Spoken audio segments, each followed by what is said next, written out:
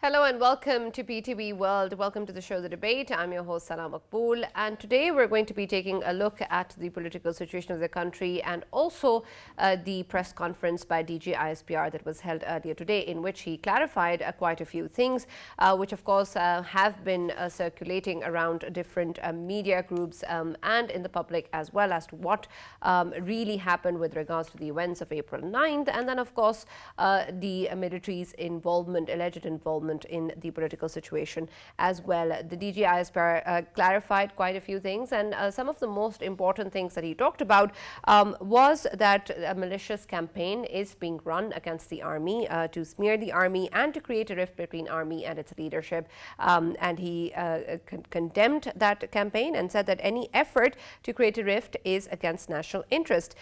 He also talked about the visit to Russia by the former Prime Minister and said that that visit happened with the consultation of all the stakeholders, and that the military was completely on board, and there was institutional input to that visit as well, and it was not to anyone's knowledge that the Russian leadership will start a war while the former Prime Minister was there.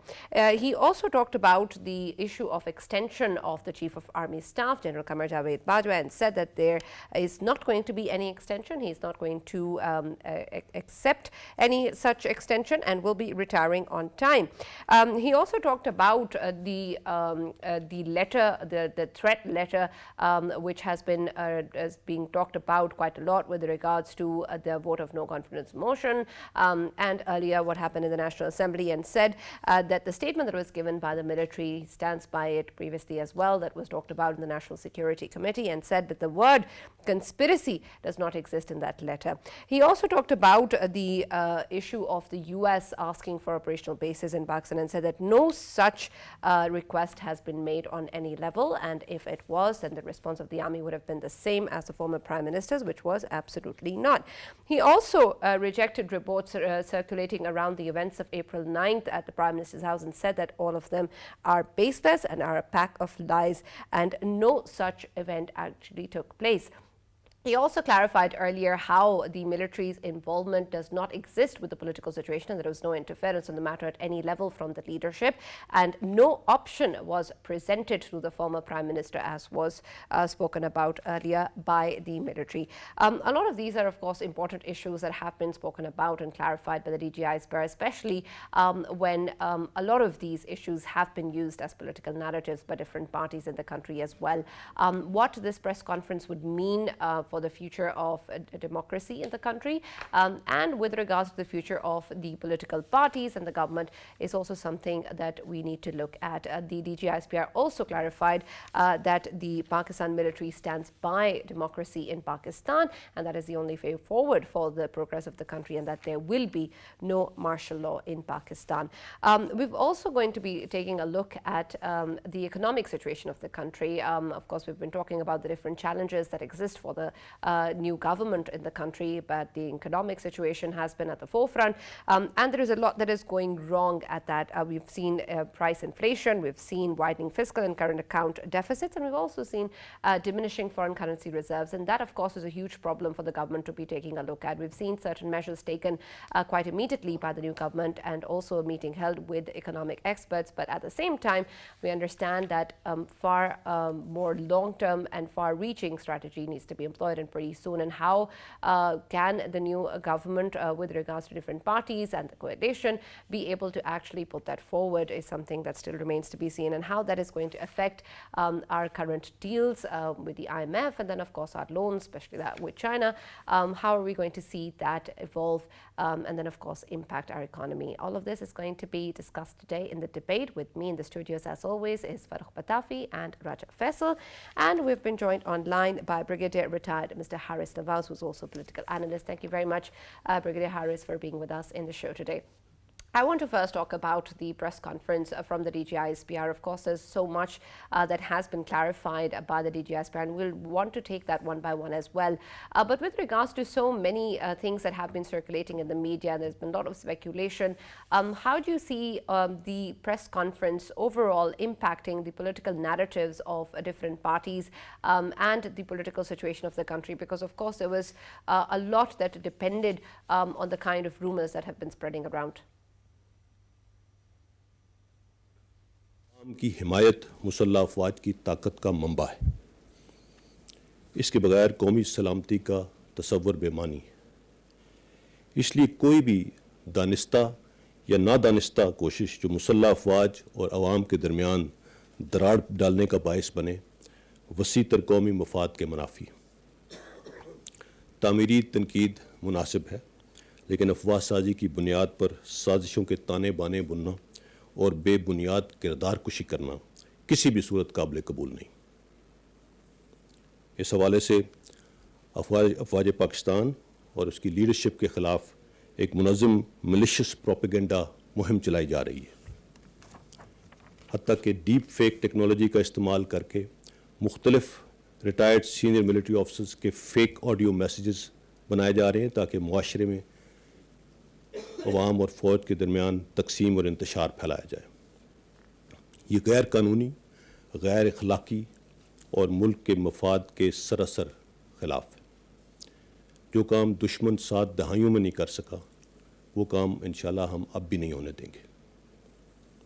अवाम और सियासी पार्टियों से ये दरख्वास्त है कि फ़ौज को सियासत में मत घसीटें। हम इससे बाहर रहना चाहते हैं, हमें इस डिस्कोर्स से बाहर रखें।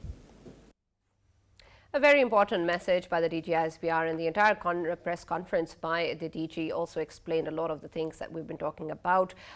Mr. Harris, when we look at the situation, what I asked earlier with reference to what the impact is going to be of this press conference, because of course it dispels a lot of rumors, it talks about a lot of things that the media is also talking about, that is being speculated within the public circles as well, and which is perhaps also being used by different political elements in the country as well. How is this going to impact the future political situation, because so much of what has been spoken about is no longer true anymore? Very important press conference. In fact, rather, it was badly needed. It was badly needed because there were a lot of speculations coming up. What is the role of army and how the government has changed? Who was involved? What has happened? All things. I think that's why the DGISP held a conference and he explained everything in detail, particularly the malicious propaganda against army, and that is on the social media. Then, of course, on the international, we're all conspirators who are there, what they are doing it, Indian sign and so many other things. That was part of it. And then there was a planned movement to create a wedge between people of Pakistan and the military, because they are meshed together. And there's always their try, and the narrative of enemies to create a wedge, weaken the army, then enjoy your propaganda, whatever you want to do in Pakistan. And that we have always, army and people of Pakistan, debated the defeated enemy narrative. That was very important. And he specifically highlighted on this. And then, of course, he said, please don't drag army in political matters. Army, since October 2021, have decided that we are out of it. We have got nothing to do with it. And army is already committed in a lot of operational duty. You talk about the Indian border, you talk about Afghanistan situation, internal Radul Fasad problem, you are already in it. A lot of operation being carried out, intelligence-based operation we conducting. Then, of course, Russian problem and American. There are a lot of problem. I think it is better we do our own job, and it's very good to see it. And I think a lot of speculation must have been clarified, and now people of Pakistan should be very Right. clear And that Brigadier our Harris, the important aspect, of course, has been with regards to that letter, something that the new government has also spoken about, how it needs to be brought in front of the public and how it needs to be clarified what really is the truth. We don't have enough information yet, of course, but the DG ISPR did say that the word conspiracy did not exist, and that was not used in the aftermath of that letter being discussed in the National Security Committee as well. Does this actually point towards the fact that perhaps the threat did not exist as was spoken about earlier by the previous government? Sana, if there was a threat, you think army will keep quiet? There is no question. And second, the ISI is already must have investigated a lot, and that's why they came to conclusion that it was not a conspiracy. It can be interference, which generally Americans and big power they have been doing in other countries. We can have 101 example in Pakistan. So when they, I think, a very junior, they start State Department officer If he talked to the ambassador and he said, that, okay, we want, within, they're not happy with the Imran government or Imran attitude, that is a different thing. But that's not a conspiracy. Conspiracy is that you involve and you bring a lot of changes, you assassinate someone, or you change the total scenario of the government. So that counts like conspiracy. Like Liaquat Ali Khan was killed, then of course Yub Khan was changed, Bhutto was hanged, then Zia was his plane crashed. We know that is called conspiracy. So if that had been a serious thing, rest assured, and he especially said that Pakistan military and army will never let anyone see towards Pakistan. We will take out their Right, eyes. sure. That And was a very question first. Brigadier Harris, this has been used as a premise by the PTI to put forward their political narrative that, of course, this conspiracy did exist and that the opposition, which is now currently in government, was indeed an accomplice in that matter. So does this mean now that all of that falls apart? How is this going to impact the narrative of PTI and their popularity? I think narrative must have been affected by this statement because they said that they are shown concern about this letter. They showed that okay, demarche should be issued, and that was issued to American consulate and to the State Department in USA, and that was the end of it. If there was any serious thing, Pakistan Army will never keep quiet. They will never compromise. And rest assured, this I am very clear about it, and DG ISPR has made it very clearly, categorically, he said all these words. I think this should affect it, and this should be now taken in a positive way because lot of rumors were coming up. There were a lot of speculations, and that is why I think Army was forced to ask DGISPR to go and have conference and invite questions from journalists and then answer. And I think he did it amicably and very nicely, and things have been very clarified. Likewise, he talked about so many other things. You see, the fifth generation war, which enemy could not do in 7 decades, around 70 to 75 years.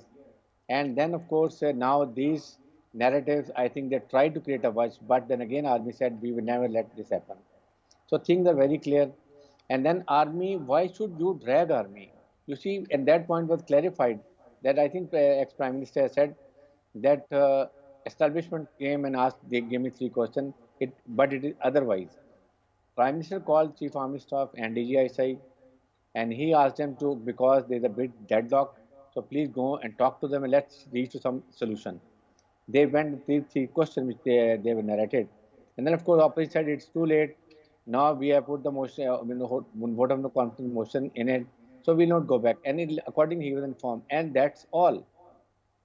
Nothing more, nothing less. Yeah, Then they were Brigadier Harris, we very well know that in past, when obviously smear campaigns were going on against army, we have precedents that our eastern neighbor India, it was involved somehow with thousands of fake accounts. They were involved in it. So can we say that this time as well they were doing the same, and they just wanted people of Pakistan to have gain some kind of hatred towards its army, and this is why it was all taking place? And can we say that even former Prime Minister Imran Khan, he keeps on highlighting in his speeches that stay away from these sort of campaigns. He is constantly telling his followers as well. So it is more to do with the enemies of Pakistan and enemies of Pak army that is going on right now, sir? absolutely, Faisal. The point is, this is we know that EU Disinfo Lab, how they were working, how many of their websites, and then they had polluted the minds of people of the world, and to an extent in Pakistan also, and that is a part of fifth generation war. Exactly that is what happened, and they tried to cash it. You must have seen the hype created by Indian when these problems were coming up, crises were there. They were talking how they were, what all they were talking, and we never pushed when their election are there. Did anybody us from Pakistan? We talked about the election. We not pushed about it. So it was a part of it, and then they tried to cash very excellently, and they and people inadvertently, our people also got involved. Some, of course, out of sheer enthusiasm of the PDA supporter, they started off. Then from outside, people were talking. There were a lot of fake accounts. There are hundreds and hundreds of fake accounts for which I think our cybercrime unit is already working on it, and they're trying to find out. Then they're going to very soon. They're going to control it also. So it was a very mass campaign abroad in Pakistan. The purpose was to break the confidence of people of Pakistan in armed forces, because you see the point is army doesn't fight, the nation fight. That is why it was more important, and I think DG ISPR today clarified amply, and it was very successful briefing. I am sure all doubts amongst the journalists, the people of Pakistan, even in PTI should be clarified that it was not a big issue. But I think Imran Khan has taken this narrative very high, very intelligently. He exploited this narrative and he's gone it. I think the answer is we must have a judicial commission, because if the way Prime Minister of Pakistan has said that we are going to call it in the National Security Parliamentary Committee for Security. In that, they want to call the ambassador, they want to call the foreign secretary, they call the armed forces. I think in those issues, army now should not come, because there is no opposition. Had there been Right, PTI and that's member, going to then I would say yes, we that's should going to come. be an important development as well. Let me also welcome in the debate Mr. Zarar Koro, who's a senior journalist. He's joined us on telephone line. Thank you very much, Mr. Zarar, for joining us. Can you hear me? Yes, I can. I can hear you now. All right, we know that the DG ISPR today spoke in a press conference and talked about a lot of things and clarified a lot of things which are, of course, having an impact on the political situation and the parties as well, since he also dispelled quite a few myths that have been circulating around. We understand that, of course, as we were earlier speaking to our guests, that there has been a malicious campaign that is being run against the army, and it's there to create a divide between the public and society. And we understand the involvement of foreign elements in this as well. But when we look at the situation in terms of how the public is perceiving the situation right now, how impactful do you think this press conference is going to be to actually help change the way that people are thinking right now? I think that those people who are thinking rationally and logically had already perhaps arrived at this conclusion, because look, none of it ever added up, okay, to be perfectly honest. In the sense that the United States is, let's assume that the United States was bent upon regime change.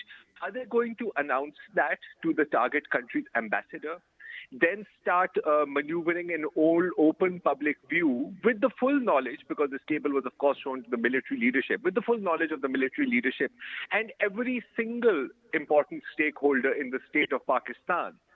That, to me, beggars belief. But these are the kind of logical and mental gymnastics that PTI supporters are going through.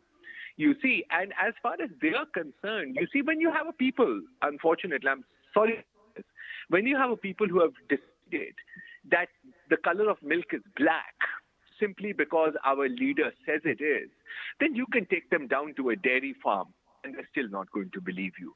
Even right now, when I look at, say, the developing narrative on social media, or if I look at, even the tweets from former ministers from the PTI, who are otherwise, one would like to think, fairly sensible people, they are spinning this. And they are spinning this on the frankly ridiculous assertion that blatant interference and undiplomatic language equals a regime change threat or a conspiracy. In diplomatic lingo, we all know this very well. Blatant interference is what the government of India called a pop singer Rehana's tweet. What they call any comment on their internal affairs. We have done the same in the past. But the fact is that you have a large majority of people, I wouldn't say a majority, but a large group of people who are simply convinced because they have blind faith in anything that Imran Khan says. Right. I have been on record with saying your for a while. permission, Zarar Khoda sahab, with your permission, I want to take the discussion a step forward. Let us talk about this malicious campaign that we see on the social media. And it particularly is not bound to Pakistan. There are handles from abroad. They are actually spreading hate as well. Now, the question at this moment is that in the past, because of the hybrid, warfare, Pakistan had actually brought in PECA ordinance, and then it was thrown out by the Honorable Court. And I understand that civil society organizations kept on objecting to it as well.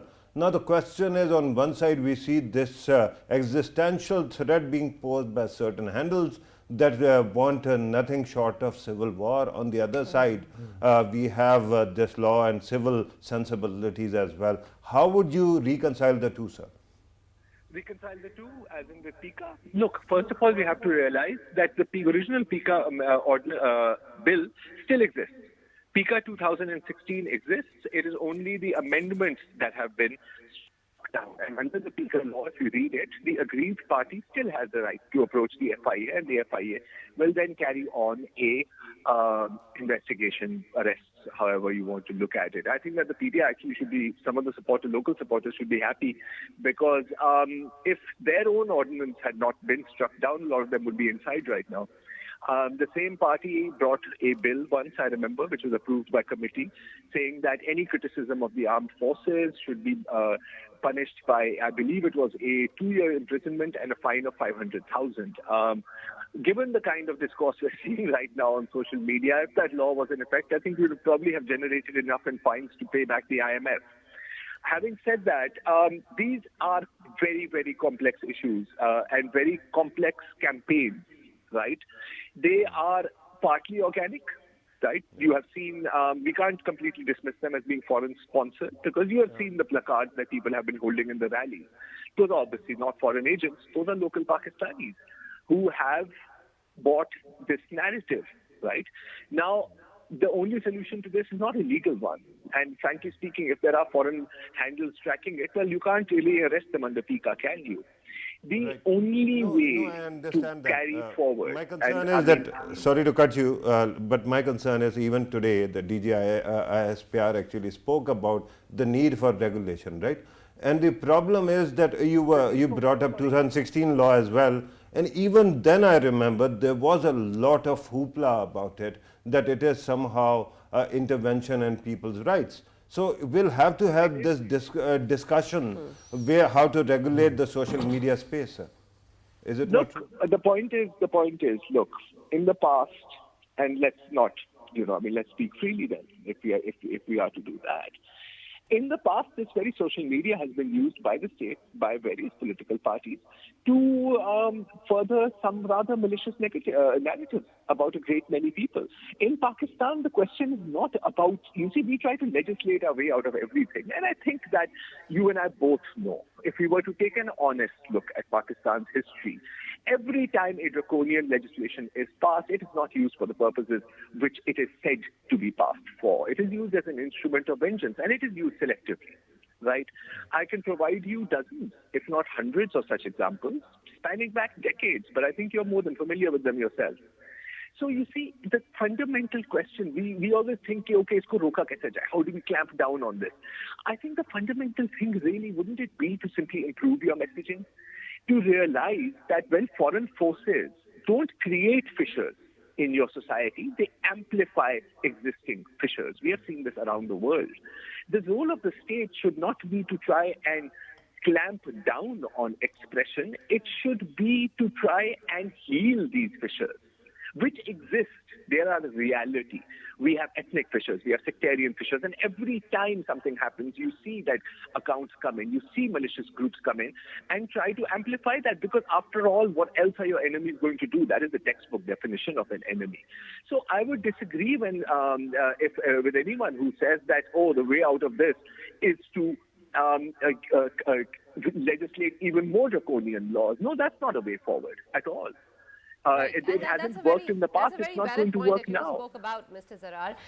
When we also look at the situation with regards to the smear campaign against the military and institutions of the country, and something that has been spoken about by the DGISPR as well, I also want to understand whether or not this is going to impact the institution itself or any particular leadership, because in some segments that distinction is also being drawn at the moment, where the leadership is being identified and the institution as a whole perhaps is not under that criticism, which of course has been clarified by the DGISPR as well. But the kind of impact it's going to have on the public opinion and the way forward and our credibility and trust in the institution.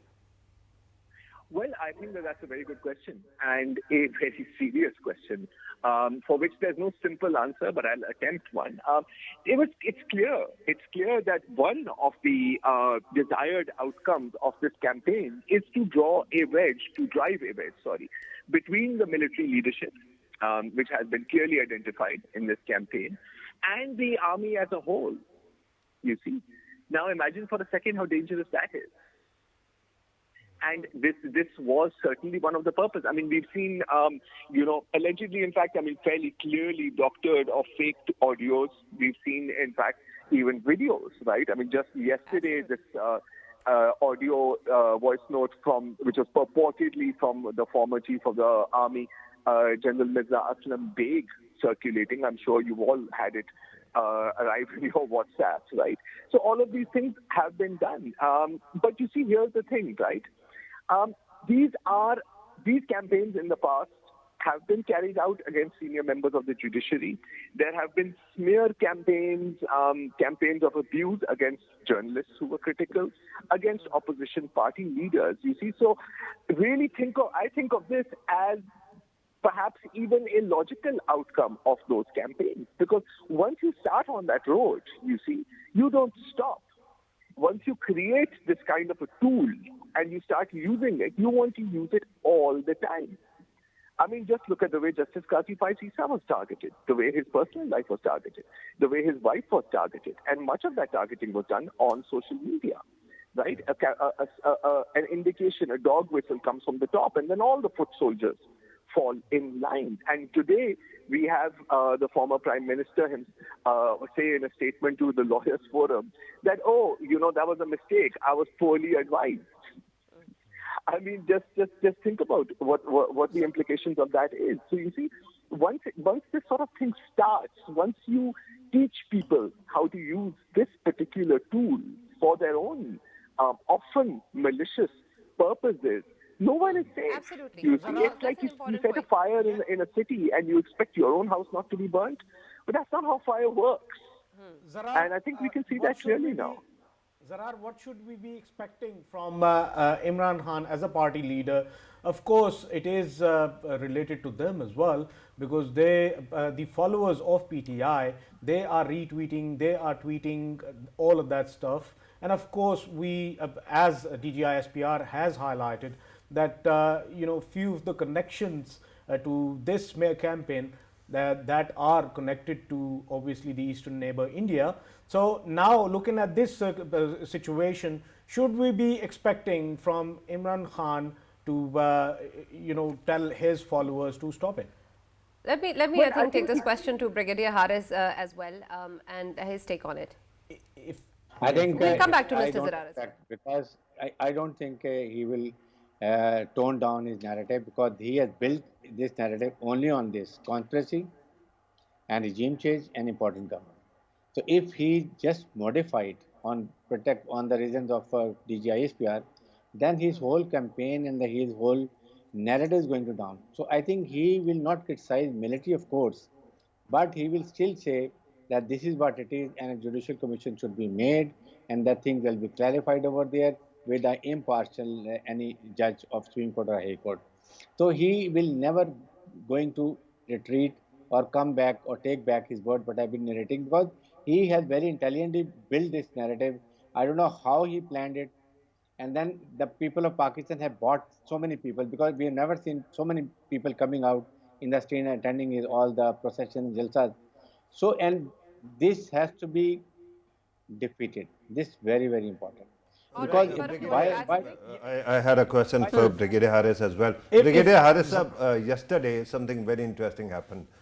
He did not target the army the way it was being done in the past, but he certainly called in question the judiciary of Pakistan. And with due respect, it seems that the judiciary is the softest target in this country because it doesn't have weapons, it doesn't have any other modus operandi to actually shut down any kind of criticism. So is it not also important to remind everybody that judiciary is also as critical to the country as any other institution? Actually, he will not speak anything against army, and he did not speak. He kept quiet. But you see, the point is, judiciary is a very soft belly because they can't give explanations. Their explanations are only their decisions. Their decision speaks. So that is how he will keep talking about it because he feel he is aggrieved. His point of view want not listen, and it was decision was one-sided. That is what his contentions are. And second, Pitafi, I wanted to highlight because this narrative is very dangerous. You see, in Pakistan military, we have the troops, and they try to dissect the ranks and file them. That is very important because they, in their information room, they listen to the television. Then I think immediately formation commanders conference held, and now they have gone back, and they must be explaining to the brigade commanders, commanding officers, and then the commanding officer must be having darbar and explaining to the people what is the narrative, what army has done so many things good, and how army now is not interfere in political affairs. We have to do operational work. So I think it is a very timely decision. And today, DGI conference further, I think, clarifies so many things. So this was very big thing. But now the thing is, for first, our cyber unit must find out who all the culprits, who are running hundreds and hundreds of accounts, fake accounts. Likewise, the indications are coming from India and also some other countries. That will be find out, and this must be defeated. Otherwise, things will go more worse. And Right. the Zarar, way Imran Khan is coming to the street, that I think Absolutely. he Yes. means business and he get a Yes, lot of Faisal. problems. yeah, Zarar, very quickly. Now, obviously, the statement from DGISPR as well that if the forces were, the armed forces were asked about, any sort of help from the US, then they would have said the absolutely not as well. So we can see a consensus between the armed forces and the previous prime minister, the former prime minister, how important it is for PTI's narratives and how important it is for Imran Khan himself. What absolutely not. Think, look, first of all, let's just clarify that Moeed Yusuf, the former National Security Advisor, himself said that there was no actual formal request for bases. You see, now the absolutely not thing. If you allow me, I just want to address something that Brigadier Saab says, and I agree with him, by the way, when he says that there's no way Khan Saab is going to back down from this narrative. He might change the words of it slightly, and also, to be fair, he has already told his supporters not to target the army, but then that is also part of that's also a bit of a technique. What is being used here, I will say clearly, is Joseph Goebbels' technique of the big lie. Joseph Goebbels, as we all know, was the Nazi propaganda minister, and he used to say that if you're going to lie, lie big, and keep repeating the lie until it becomes the truth in the minds of people. That is the exact same strategy being applied here to considerable success. I don't believe that he will dial it down. He has no other option but to escalate. And you see, logic doesn't work here because he's already declared the entire opposition as traitors. If you were to then extend that and say that the military leadership knew about this and didn't act against alleged conspiracy, then they're also traitors. The media has always been traitors. So the bottom line is that me and my supporters are the only patriots in this country, and everybody else is a traitor, which I think is a miracle. It should go in the Guinness Book of World Records because no country with so many traitors per GDP All right. per Unfortunately, we're capita can almost out of survive. time. I have just one last question from Brigadier Haris. Brigadier, when we look at the situation and the statement from the DGISPR with regards to the Chief of Army Staff's extension, he's made it very clear that the Chief of Army Staff will not be accepting any extension and will be completing his time and then leaving on the 29th of November. Can we see any possibility of, in our country or in the military to not see any further extensions for the Chief of Army Staff, the post of Chief of Army Staff? Because, of course, this has also been something that has created issues and controversies. Can we possibly see that as a move or a development in the military, that no extension is possible? I think one thing is DGISP very clearly said that Chief Army Staff will not seek or he will not accept any extension. Right. That point is very clear. Second is, of course, otherwise I personally think that everybody should get the tenure and then the next Chief Army Staff come. But there are certain circumstances then you have to get extension. If the operations are going on, situation is so tense, the political situation is such that you need to have extension, continuity of command. That is a separate thing. And that is what I think Imran Khan used to say, that he never believed in extension, but then he had to give it. But otherwise, I think generally this is what is the criteria. About Jan Bajwa, I think now everybody should be clear. There should be no confusion that he is retiring on 29th of November. And I think he has done a very good job. We talk about all political affairs, we talk about operations, external operation, internal problem we have been facing in Radul Fasad, then of course FATA operation, the Indian problem, Afghanistan situation. I think he done a splendid job.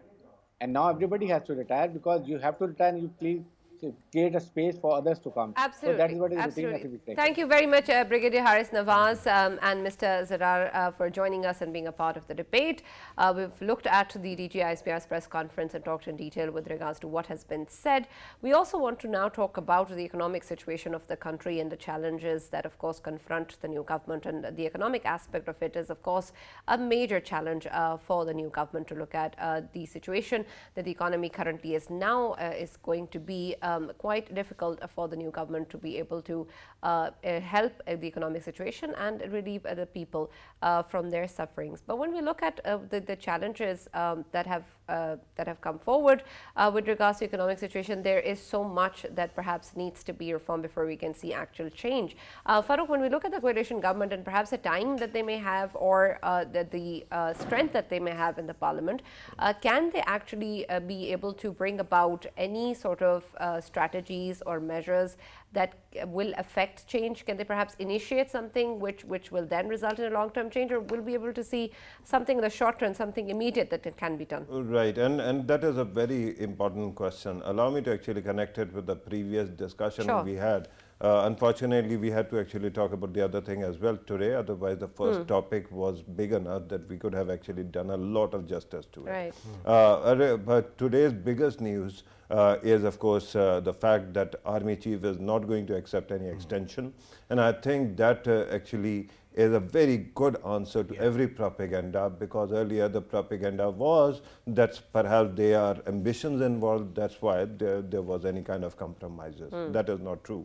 And secondly, this is also important to highlight that discipline in Pakistan Army is something that has always been there, and that is why we were able to defeat or almost defeat one of the worst enemies, that is terrorism in this country, because that was bigger crisis than any one that we have seen. And at this moment, I think this systemic merit system and the belief that everything will keep on continuing is the biggest solace to Pakistan's democracy, because it was also said that there won't be any martial law, inshallah, in the coming days as well. Now, regarding economy, I think it depends on which model we go to. The current government has two models. Previous tenure, when it was in power, one was a Ishaq Dar model, where they had to actually prop up the dollar through artificial means. And the other one was, of course, that came later, when we started actually deregularizing currency and everything. I think that the current government is at this moment in the process of taking stock, and it can take care of these matters, particularly once we have national cabinet in place, because at this moment we keep on hearing Dr. Miftah Ismail what they can do, but Miftah Ismail Saab is not a parliamentarian. So you will need a finance minister who can simultaneously talk to the people of Pakistan, talk to the IMF and other donors, and then ensure that there is enough relief cushion to the common man, that they don't suffer. Right, and it is a magical demand, but let's hope it actually works Farrukh, out. do you think that the estimates that have been given by Miftah Ismail are exaggerated by any way? No, he actually, this is what I've been agitating for past 2 days, because it's day before yesterday, if you remember, his press talk was quite interesting, on the nose actually. But he actually clarified that he was quoting FBR's and Finance Ministry's own figures, right? Okay. If those are the figures, official figures, then we need to be worried, because the previous government, no matter how good it was with the common man or with foreign policy or whatever the issues might be, it was not that effective in economics, and their own finance minister has admitted that much. All right. Faisal, when we also look at the situation with regards to our dealing with the IMF and then, of course, with different countries and our engagement specifically with China as well, there's a lot at the economic front that is going to be impacted in that regard as well. China still hasn't rolled over its loan. We've heard reports of that in the past, but it hasn't really happened. And then we also understand that we've seen a setback from the IMF as well for now. Do you think that the new government can perhaps pursue these issues at a faster rate to be able to follow a strategy in which we can actually see improvements in this regard? Sana, first of all, the only strategy is that the pendulum between import and export, it needs to be improved. We know that previous government, it couldn't control.